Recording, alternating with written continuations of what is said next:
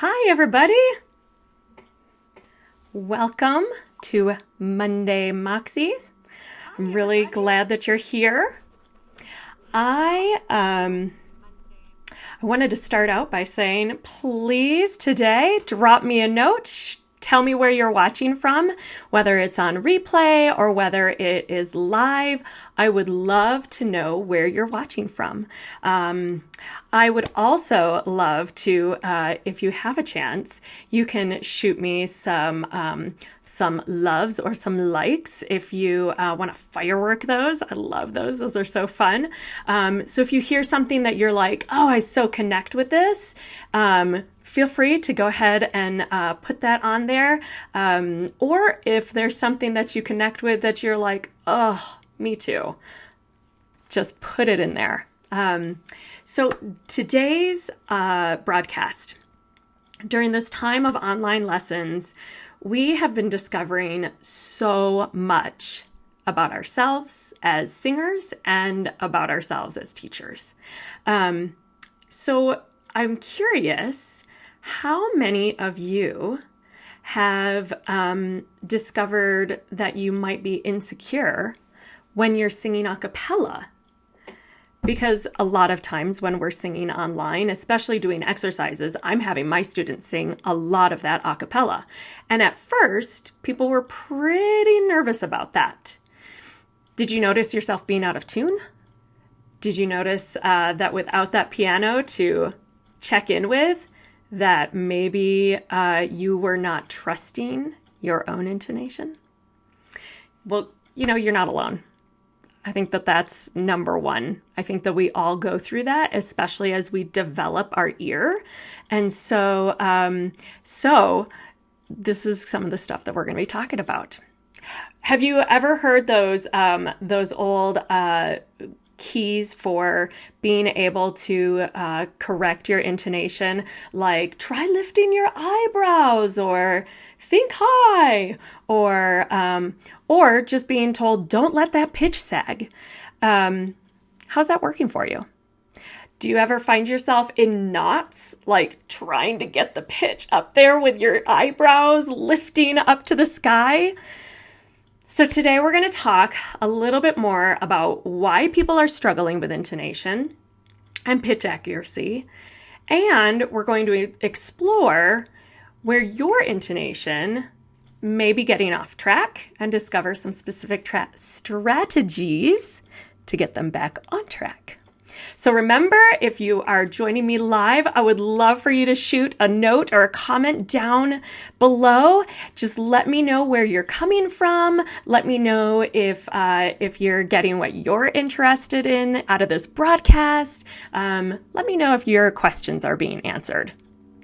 So one hint that I have about these strategies that we're going to be discussing in today's broadcast is that not only can the changes to intonation be mental, but they can be physical, and it can be a combination of the two. So we're going to play with some of that, and we're actually going to do a couple of exercises, which will be really fun to see what you might discover. So welcome to Monday Moxie. I am Amy Mushel. I am coming to you live from Colorado Springs from Mushel Music Studio, where we believe in nurturing the whole singer. That's body, mind, and voice. And today for Moxie, we are going to learn pep. We're going to get some know-how, and we're going to flex our courage and our determination muscles. So come on along with me. If you find a little nugget, a little gold nugget that you want to take away and remember, you can drop that down below. It really helps me to know what's connecting for you, and it will also help keep everybody else in the know as far as what's really helpful. So today we're going to talk about 3 things that you can do to help you trust your pitch and sing in tune with more freedom. And if you stay with me until the end, we're going to do a bonus exercise that will help you explore your intonation. So stick along with me and let's get started. So the first tip that I have for you today is actually to stop trying to lift the pitch. Do you like my little, oh wait, it's over. It's over there. I'm on this new camera. And I'm trying all these fancy bells and whistles. So let me know, how do you like that little stop trying to lift the pitch?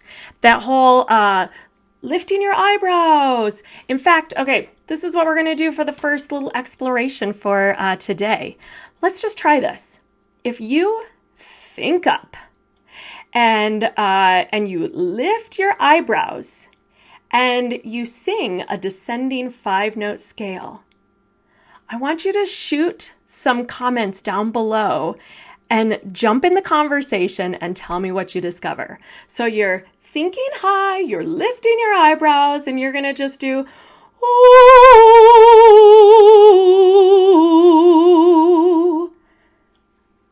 How'd that go for you? How is your intonation? How is the rest of your body? Not just your intonation, but how is the rest of it? Ooh, somebody said, thank you, Harmony. More tension for me. Yeah, me too. Not only did I feel like tension here in my forehead, but like my back was pulling up, my larynx was pulling up. I had so much tension in my entire body as literally I was trying to lift myself to the ceiling. Is this really helpful? Is it really helping you to be more in tune by thinking of lifting all of those things? Well, I don't know. I don't think so. I think that this is one of those myth-busting moments. When you're twisting yourself into knots to try to fix your intonation, I think that we tend to, if we fix it by getting higher, we do it in maybe an unhealthy way. Maybe it's not the most productive or efficient way to fix that intonation. And so maybe we need to let go of those old ideas of, thinking up. Because I think that where people are really trying to get you to think of lifting is your soft palate, maybe. Maybe. And what if we just thought of lifting our soft palate instead of increasing all of this tension throughout our entire system? It might be something to continue to explore, right? We have a couple more comments. Harmony says, it felt like I was trying really hard, too hard. Yes. If you are working really hard, you're probably not being efficient, right? And isn't healthy, productive singing efficient singing? So if you're really working, maybe this is an opportunity to think about, how am I working efficiently, or what is inefficient in my work? Yeah, awesome. And Suzanne, thanks for being here, Suzanne. Suzanne wrote, my tone was thin as a result. Exactly. When you've got all that tension, instead of creating this beautiful, rich, full sound, everything's going to be tight and squeezed. And so it's all going to create a thinness in the result of your tone. Awesome, awesome takeaways. So, if you get a note from a teacher or a conductor who says, lift your eyebrows, I always think of lift thine eyes to the heavens.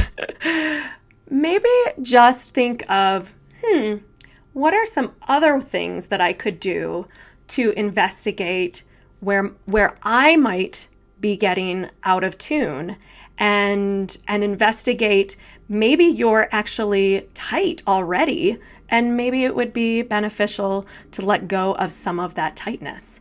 So just thinking in terms of when somebody says to you some of those typical or stereotypical things, which God love them, that's okay.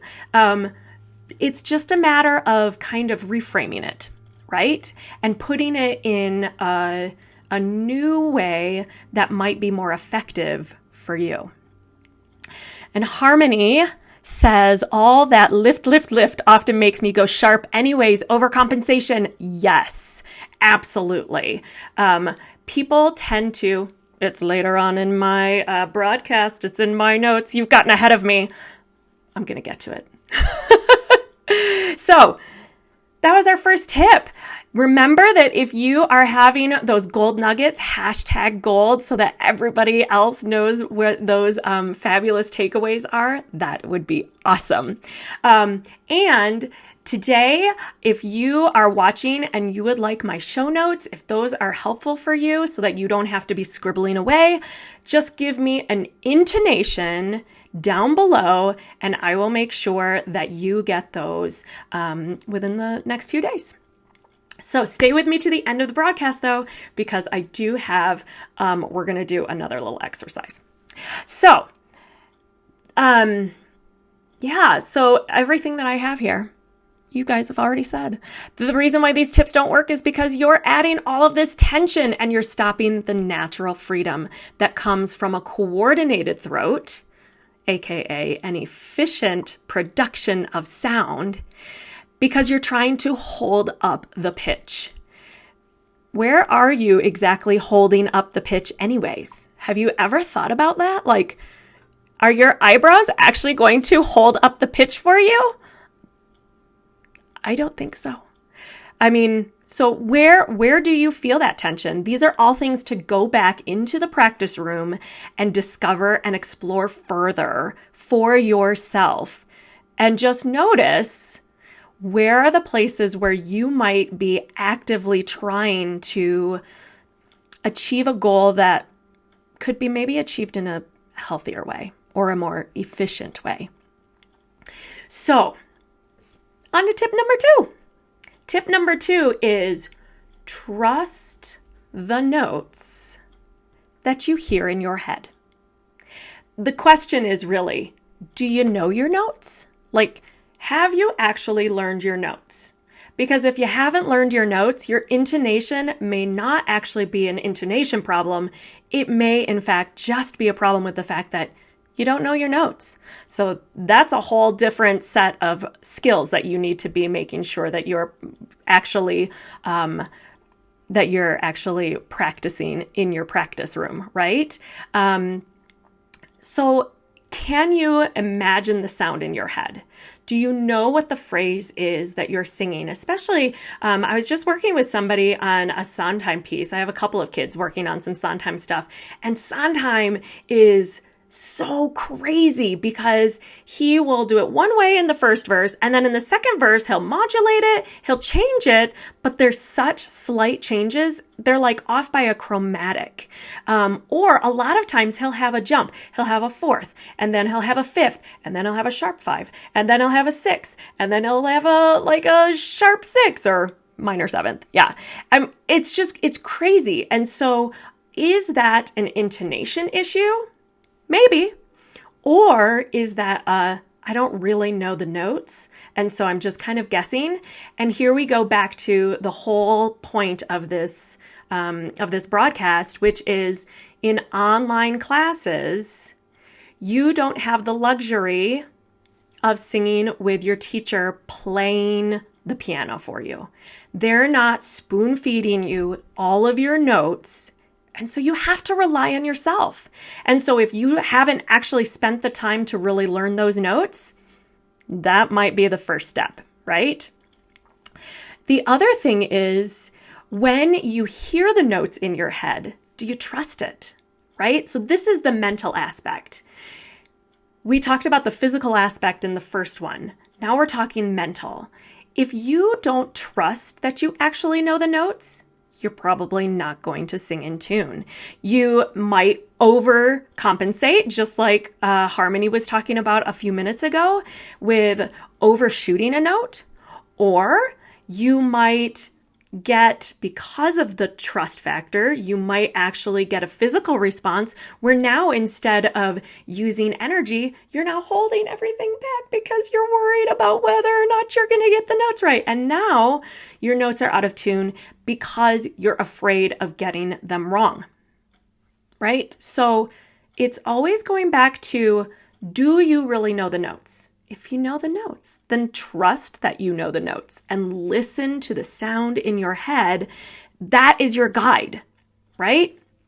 I started a new student last week, and we were talking about how do you sing in tune? And the 3 steps that I always tell my students who struggle with pitch are listen, think, because you have to think it, you have to hear it in your head, and then you sing. So many people go straight from listening to singing, and they cut out the middleman. But in this case, you really need that thinking piece, because this is connected to the whole system. So if you're not engaging this part of the process, then you're missing a huge step. So trust the notes that you hear in your head and let them fly. Singing is such a mental sport, and you cannot trick your brain into believing that you know your notes if you don't really believe it, right? So that confidence, that belief in yourself is so huge. If you're sitting there constantly doubting yourself, and maybe you're trying that whole like, I'm going to put on a brave face and say I believe, and yes, I know I can do it, but you don't really believe it, you can't hide from your own, thoughts. They're in there and your body is reacting. And so it's that trust piece that will fully allow the whole system to be engaged.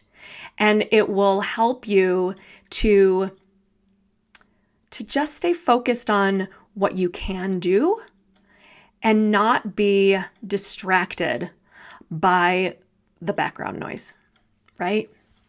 So don't try to overcorrect.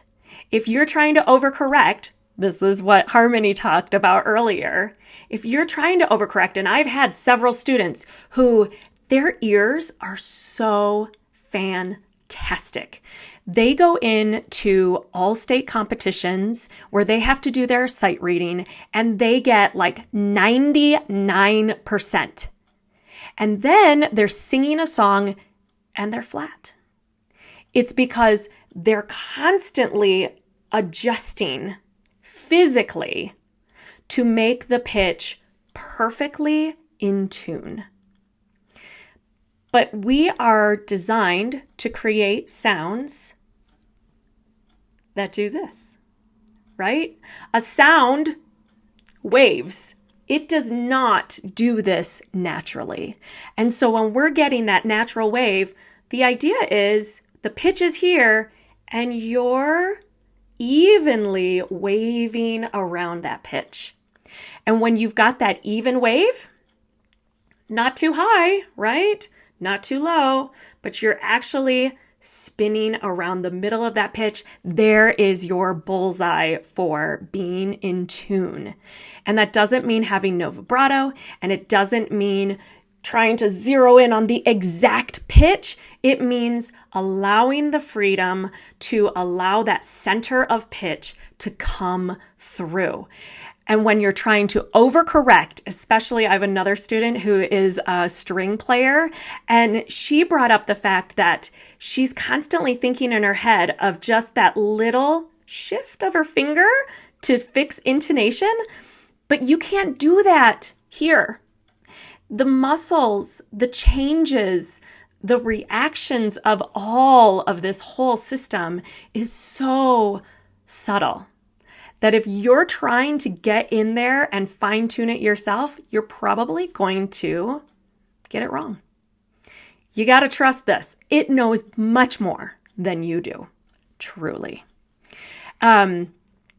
So just to recap, those first 2 tips for intonation: stop trying to lift the pitch with all that physical stuff and trust the notes that you have in your head. Just trust that they are there. And again, if they're not there, then just go back and do the work, right? Go back, do the work either with your piano, or I would recommend that after you've played it with the piano, that you're doing it a cappella and learning to trust that. Learn to trust that you don't need a piano to help you be in tune. So let's check the notes. We've got a couple of intonation for the show notes. Great. If anybody is new and on the broadcast, please put an intonation down below and I will shoot you those show notes so that, again, you don't have to take them. And we have a couple other notes. So Harmony says, tension and fear are the most likely culprits for any intonations challenges that she experiences. That is, if I already know the music well. Yeah, exactly. We're just constantly getting in there trying to fix. What if we stop trying to fix all the time? Wouldn't that be amazing? Now that is a takeaway. So stay with me to the end. We're going to do an exercise at the end to play with further in your experimentation after this broadcast. So our third tip today, our final tip of the broadcast is notice your tongue and your jaw.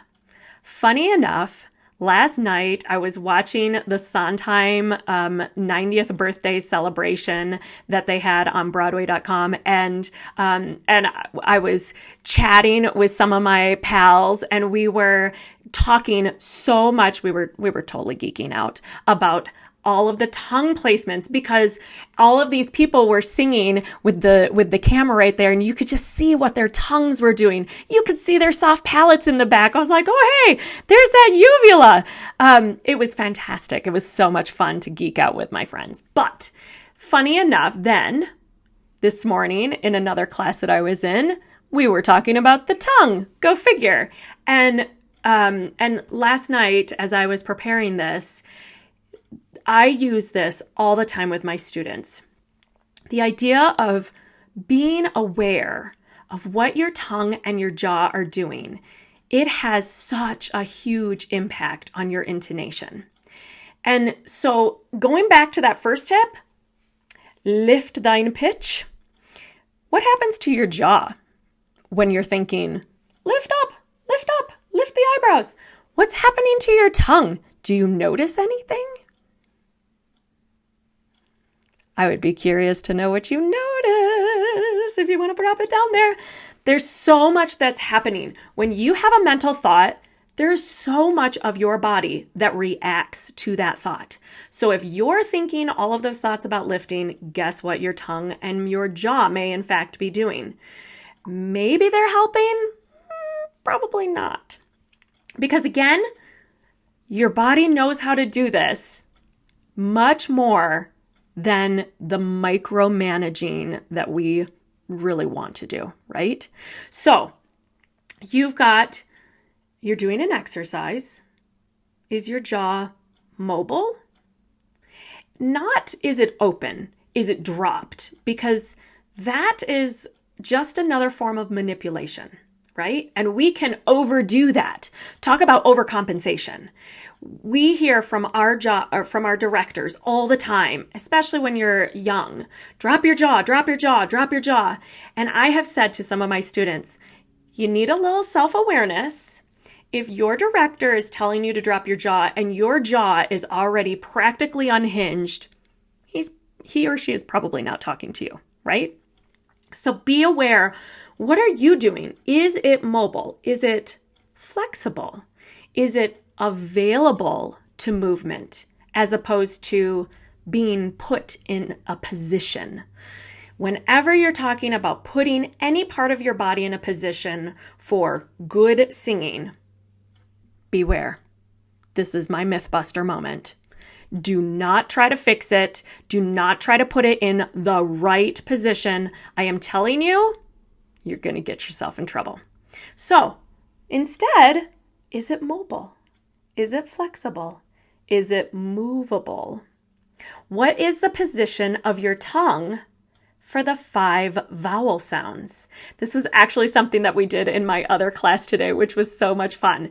But the question is, have you ever actually played with the 5 vowel sounds to really think about where does my tongue want to go?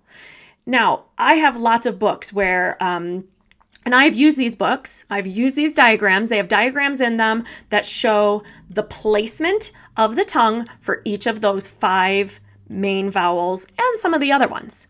And they're really great as a general guide. But, and I say a big but, because I have a student who is going back to that all the time and going, am I in the right place? Wait a minute. Does this match that diagram? Forget the diagrams, people. Forget them, right? They're a guide. But you can figure this out on your own. All you have to do is go through the exploration. So, do you know the approximate position of where the tongue should be for each vowel? Is that something that you have ever explored with the guidance of a teacher or on your own? You can learn a ton on your own. So, more importantly, is the tongue allowed to shift and to change, not just between each vowel shape, but also where does the tongue want to go as you go to a different part of your range? Because where your tongue goes to naturally when you are singing in one part of the range on those vowels, maybe a different placement when you're singing in a different part of the range. Because there is a different amount of shaping that is needed for every single note and for every single vowel shape. Let me say that again. Every vowel shape and every note needs a different reshaping to find its most efficient space and resonance. So for instance, if you're going to that, like, okay, in my diagram, this was the right place for my tongue to be on an E vowel. And you're stuck there, like you are cramming that tongue in that right position, no matter what. Well, what happens when you go up an octave? Did you allow your jaw to move? Did you allow your tongue to make an adjustment? Did you allow the freedom and the flexibility in all of this to be able to move? Because without that, I'm going out on a limb right now. I'm thinking that your intonation's probably off. I was in choir not too long, well, pre-quarantine, right? So I guess it was a couple months ago. Oh my gosh, how many weeks have gone by in quarantine? But a couple months ago, I was in choir and my section was flat and I was going, oh, why is this flat? What is going on? And I had this thought in my head, well, where's your tongue? And all I did was think about that and my tongue moved and voila! My director was like, yes, that's the right pitch. So I'm taking full credit, like, yeah, I was part of the problem there on that intonation issue. And I was able to have the wherewithal to not lift my eyebrows, to not try to pull up, but rather to play with my tongue and my jaw on the spot in that rehearsal and change the outcome. Notice I did not say fix the problem. Change the outcome. Isn't that much more fun? So, one of my classmates and friends said this brilliant statement last week, and I want to share it with you. And I want to give a huge shout out to Travis Rivera because it was brilliant. When you are realizing, and we're going to put this to use after this in an exercise, so stick around. If you are noticing something that is going wrong, it's not failure. It's feedback. Isn't that brilliant? How many times when you've been like, oh my gosh, I did something wrong? How many times when that happened are you like pulling your hair out and you're tightening and you're tensing and you're working and you're trying to fix it and you're doing all the things? And it's not failure. You have done nothing wrong. It's just feedback. It's letting you know that there might be a more efficient way of creating this sound where you're going to be right in the pocket, right? It's going to be right there. The intonation is going to be exactly right. And all of a sudden, you're going to have like all of this freedom and space, because guess what? It is not about fixing it. So it's not about failure. It's about feedback. Yes. Harmony. Yes. It was amazing. It literally like blew my mind.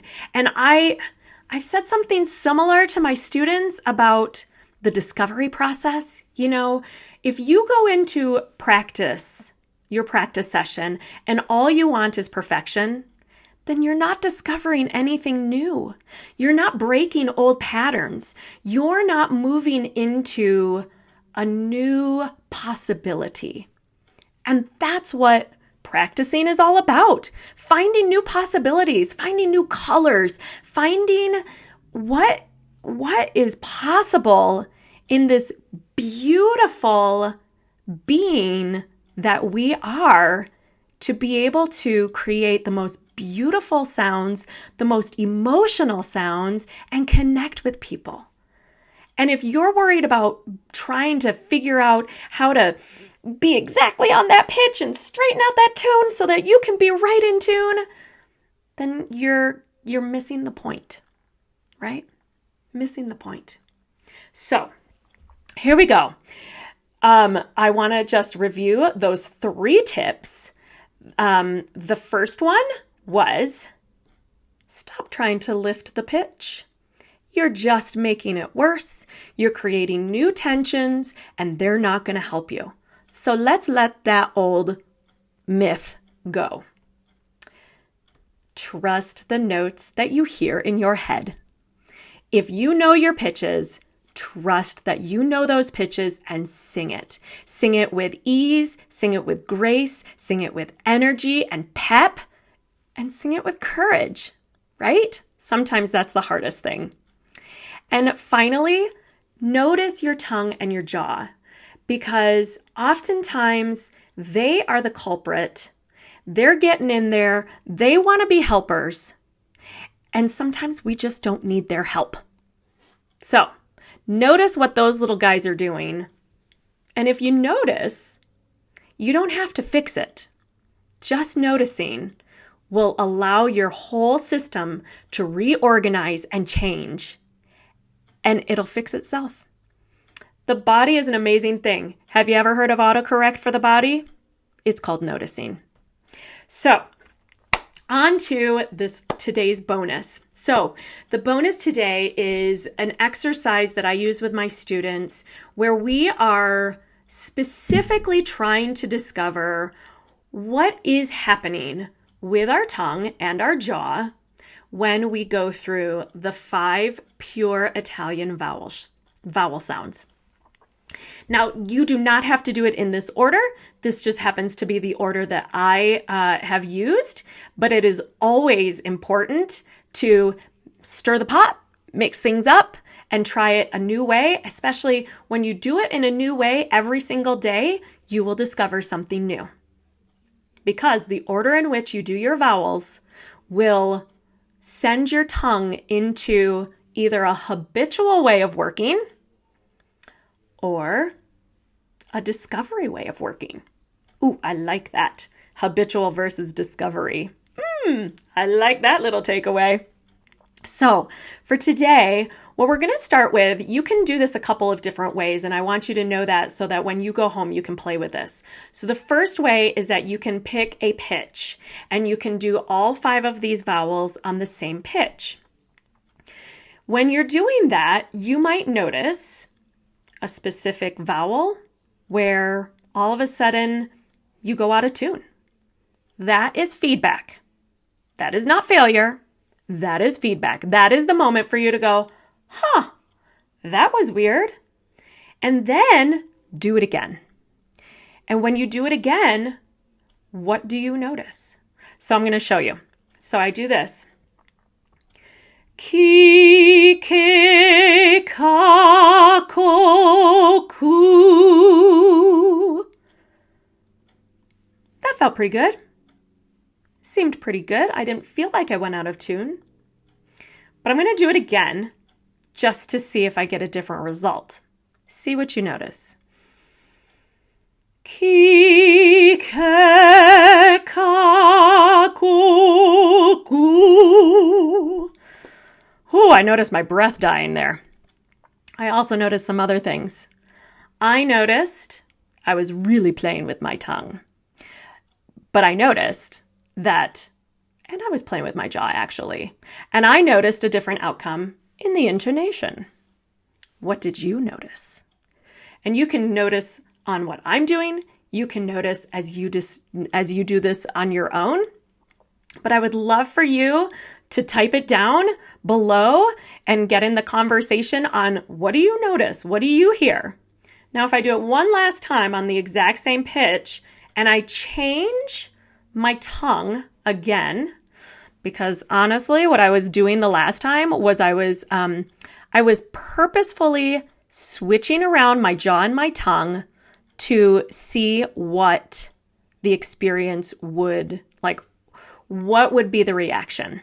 What would happen to my pitch by purposefully changing my jaw and my tongue? So now I'm going to do it again, and we're going to see if we get a different result. Ki ke ka ko ku. Well, I was much happier with that result, and I noticed that I had some flexibility and freedom in my jaw. I also noticed that my tongue was moving and reshaping and readjusting and moving into new places on each one of those vowel shapes. And I didn't have to put them in the right place. I just noticed that when I kind of got out of the way, they naturally went there. So you can also do this on a descending scale, because this can be really interesting because we do not sing in a bubble, right? When you're singing a song, most of the time, you don't sit on one single note. Now, if your part is where you're singing on one single note, but your vowels are changing, and you notice that your section is doing this, well, do you notice when you're doing that? Are you hearing it? Are you noticing what are your jaw and tongue doing? Are you trying to hold that note then by, trying to stay on that pitch and trying to hold it? Or are you allowing everything to reorganize and re-energize and reshape in the way that it will stay on top of that pitch, right? You don't have to put it on top of the pitch. So you can also do that 5-note scale going down. Ki ke ka ko ku. And when you do that, is there a specific note that goes out of tune? Is there a specific syllable that goes out of tune? If you feel like it's the syllable, do the exercise in the exact same syllable order and just notice what your tongue and your jaw are doing. If you think it's a pitch issue, maybe reorganize the syllables. Put them in a different order and see if when you get to that same pitch, does it still go out of tune on a different vowel? Because if it doesn't, is it because of the vowel or is it because of the pitch? I think in that case, it's probably because of the vowel. If you are consistently going flat on a specific part of a scale, is it because you don't really know what that half step sounds like versus a whole step? And so, again, you don't have to tie yourself in knots to try to get that half step to be high. You just have to be able to hear it in your head to know exactly what the sound is supposed to be. And then check, are you overcorrecting to try to keep it high, or are you allowing reshaping to happen? So, if you're watching this still and you haven't already, please put intonation in the comments so that I can go ahead and send you today's show notes. I'm going to have a final recap for all of this today, and I want to thank you all for being here. Ooh, I am seeing some comments coming in, so let's take a look. Okay, I have not been putting all of these in. Suzanne talked about hashtag whack-a-mole. Lots of tightening in the jaw and in the jaw muscles and the tongue. Change the outcome. I love it. Ask a question. Change the outcome. Yes! Suzanne and Harmony, you guys are just blowing it out. Not failure, but feedback. That's amazing. Love it. I have been challenged with is that the eh vowel or the a vowel? When I think of the eh vowel, I have some ideas about that too. When you're doing the eh, is your jaw allowed to swing in the hinge just naturally, not over swinging? And is your tongue still staying relatively high, or is your tongue crashing down, especially in the back? Just play with that a little bit, and maybe even just on that one pitch. Okay, so it's more of an eh than an a. Yeah. Eh is one of my hated, dreaded vowels, but it's one that we can discover a lot about, right? So eh, it's a very wide tongue.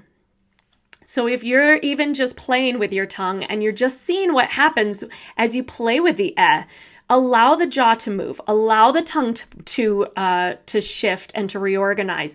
See what happens when it kind of goes fat and wide versus coming in and getting tight. See what happens if it's more forward, if it's more back. Just put it through a whole bunch of different, it's like, I'm going to try this and see what the result is. Don't think that you're fixing it. Just try it in a lot of different positions and see where you suddenly get that resonance that just pings into place. And the other thing is that if you're doing this on one single vowel, going between an e can be a really effective way to see how subtle the changes are. Versus trying to go directly from one vowel shape to the next vowel shape. Good. I'm glad that that's helpful, Harmony. You say that I just experimented with letting my tongue come forward on a difficult phrase with the eh vowel. So helpful. Staying in tune on eh was much easier. Yay! That is fantastic. And if I go back, Suzanne also made a comment, when I try to control my tongue, it gets really big. Don't fight the bigness. It is okay. Just see what happens to it.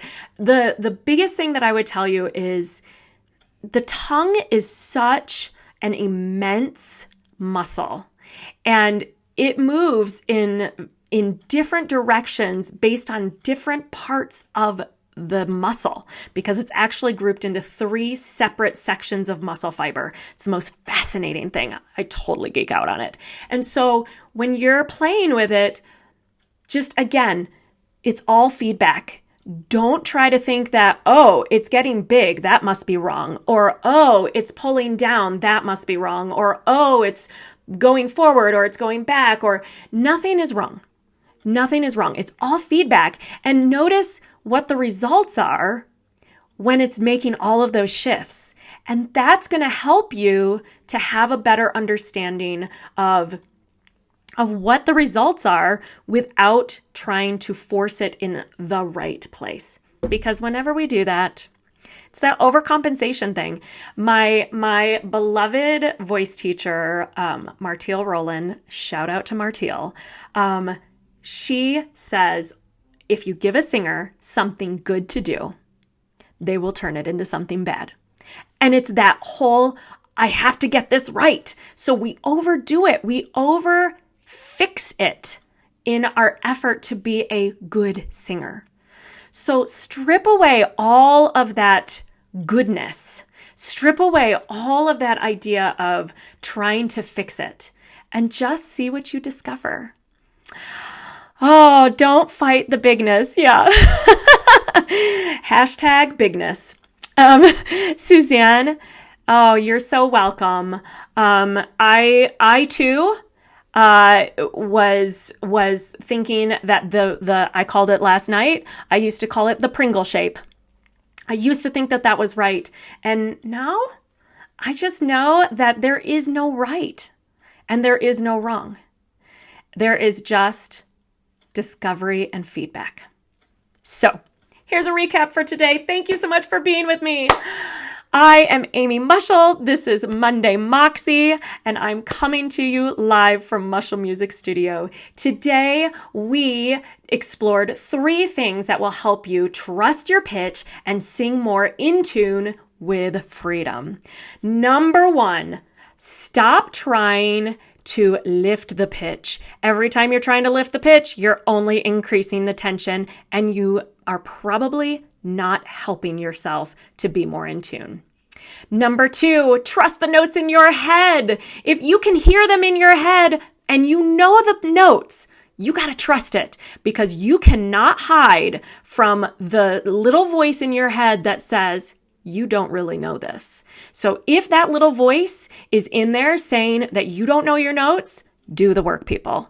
If, in fact, you know the notes and you really believe that you know the notes, then just trust it and sing it with energy and courage, because you're going to have a much better result. And lastly, notice your tongue and your jaw. What are they doing? Are they available for mobility and movement, or are they stuck in a rigid, fixed position? Because if they're trying to fix you, they're probably getting it wrong. So keep on noticing what they're doing, discover what is available to you, and keep exploring and discovering. All the time when you are in practice, keep discovering. Don't try to fix it. Don't try to get the right pitch or the right sound or the right anything.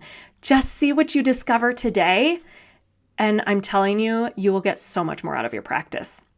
If you want to watch this whole video to get the bonus exercise that I did in today's broadcast, you can do that. I'm going to post it on both YouTube and on Facebook, so you can find it there. And join me for more Moxie, pep, courage, and know-how, and get singing and studio tips here every Monday on Facebook at 10 a.m. Mountain Time. And in the meantime, stay mindful and be curious. Thank you so much for joining me today. I'll see you soon.